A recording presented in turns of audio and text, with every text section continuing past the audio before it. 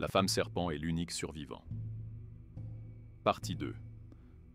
Les années passèrent, et Paterne, le dernier survivant de Kundani, reconstruisit son village.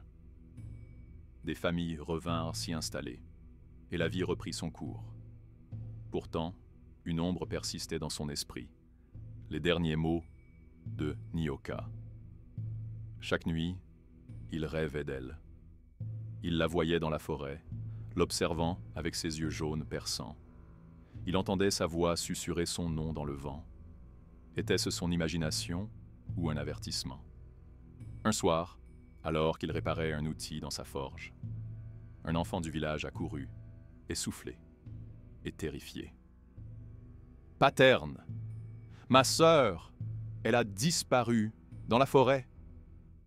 Le forgeron sentit un frisson lui parcourir l'échine.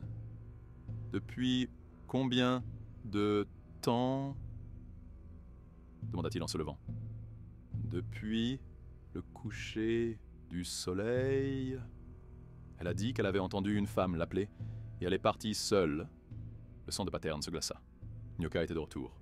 Sans perdre une seconde, il prit une torche, sa lance forgée dans le feu sacré, et s'enfonça dans la forêt. L'air était lourd, chargé d'une odeur familière, celle du danger. Après quelques minutes, il vit une silhouette au loin.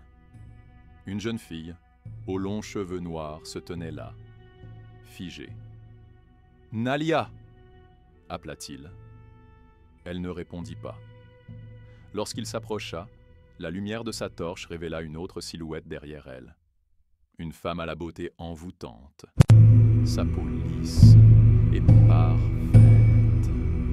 « Nyoka, Paterne », murmura-t-elle avec un sourire énigmatique. « Lâche l'enfant. Pourquoi toujours te battre contre moi ?» Elle caressa doucement les cheveux de Nalia.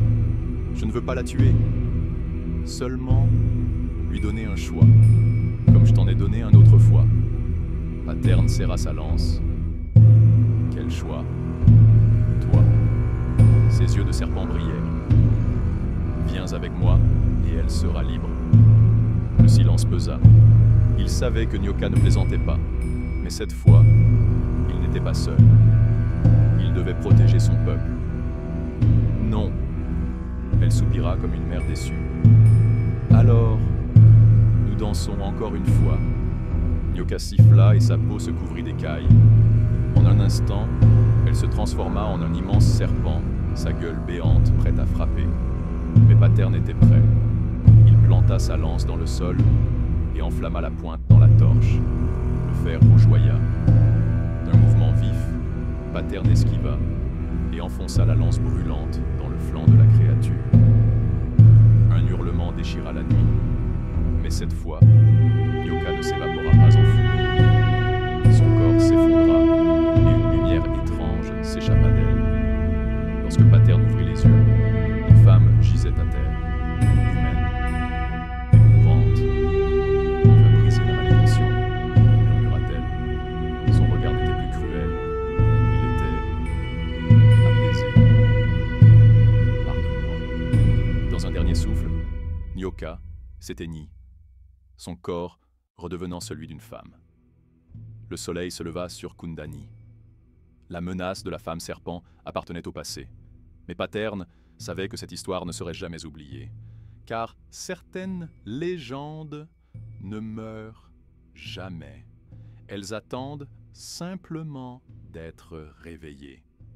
Voulez-vous la suite de cette histoire? Si c'est le cas, écrire en commentaire suite.